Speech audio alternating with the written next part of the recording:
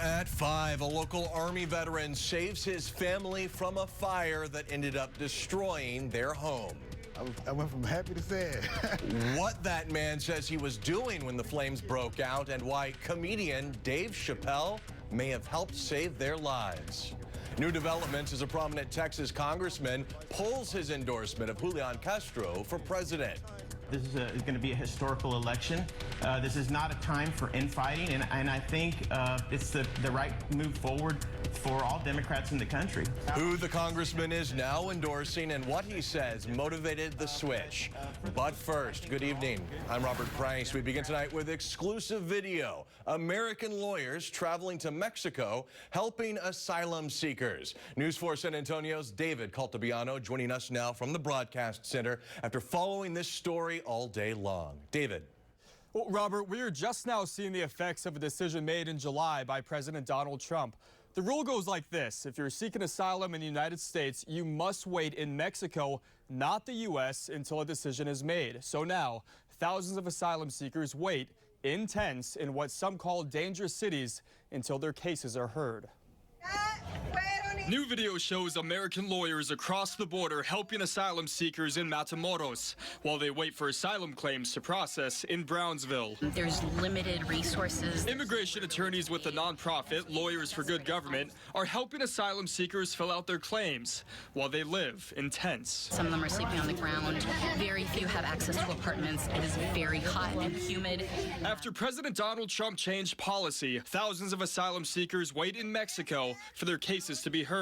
Lawyers claim the changes further endanger immigrants who just want a better life. Nuevo Laredo and where we are here in Matamoros, they are considered a high-level security threat. American citizens actually have a do not travel warning from the Department of State. We are not supposed to be here. But attorneys admit they're facing problems. There's only so much that we can do. Every document that is going to be submitted in court needs to be translated from Spanish to English. Everything that you submit has to be in English. It's almost impossible also to find translators to do those documents for free or low cost. The work continues for immigration lawyers, as does the line for asylum seekers in Matamoros. Now, President Trump's ruling for asylum seekers has recently been backed by the Supreme Court temporarily. However, there could be changes to the policy from a lawsuit in the lower courts. Robert.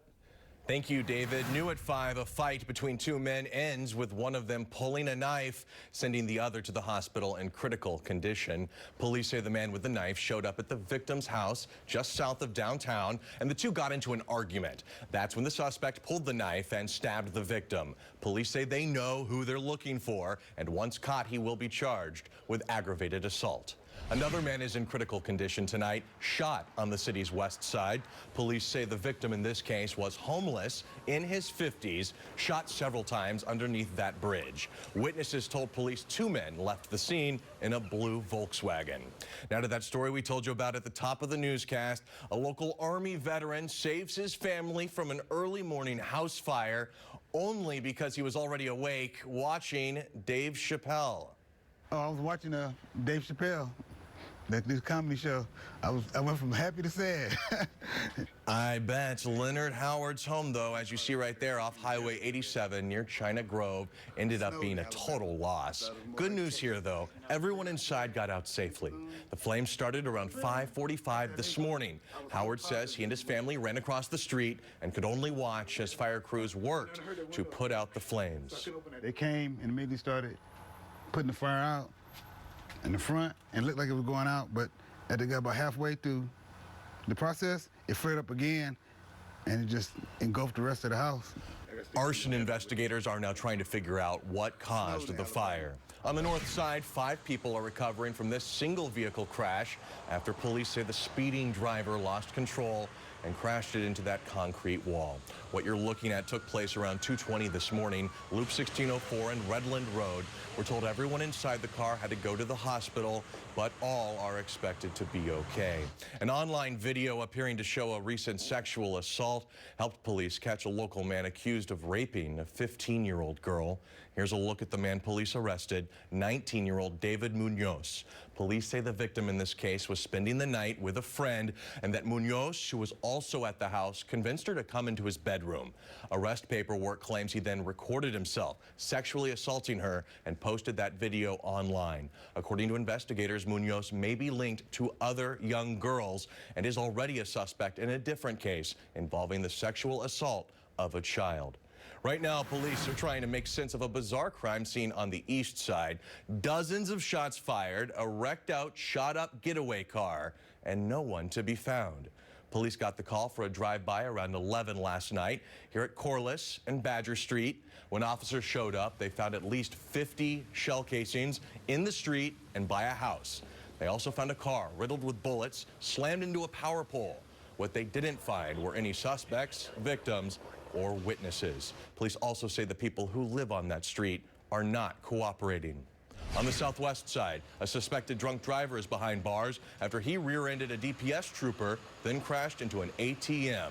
Investigators say the driver of that truck lost control here at East South Cross and Clark Avenue. The trooper who was hit was not hurt, but the driver was treated at the scene before he headed to jail. San Antonio police renewing their help for your help. Their plea for your help in this case we first told you about last night. They're looking for a teenager they believe was kidnapped outside a movie theater on the southeast side. Police say the girl was forced inside an SUV outside the City Base Entertainment on Southeast Military Drive. A witness told police 2 women in their early 20s and a man in his late 40s were seen putting that teen girl into an SUV similar to this one, a light blue Kia Sorento, license plate CXT 8558. That man in his late 40s was behind the wheel. Police say if you see this vehicle, call 911 immediately. The victim appears to be 14 to 17 years old, about 5 feet tall, 120 pounds, with a ponytail. Now to your news across Texas. A prominent congressman who represents the Valley says he's switching his endorsement for president, pulling his support of former San Antonio Mayor Julian Castro, and instead giving it to former Vice President Joe Biden. I think at this point in time, we need to narrow the field and unite as Democrats to defeat Trump in November 2020. He has 8 years experience in the White House already. He had a distinguished career in the Senate. I clearly believe that he is the candidate that can get us past the finish line. Congressman Vicente Gonzales said there are a lot of great candidates, including Castro, but the field needs to be narrowed down quickly if Democrats want to win the presidency. Another story that is making headlines. A former pro football player is now facing charges after damage was done to his own restaurant. You're going to see the term MAGA. It's blurred out right here, but it was spray painted. But investigators believe the man you just saw in that photo, the football player, he was involved in the crime himself. And a deck collapse in New Jersey leaves nearly 24 people hurt. The latest details on those recovering tonight after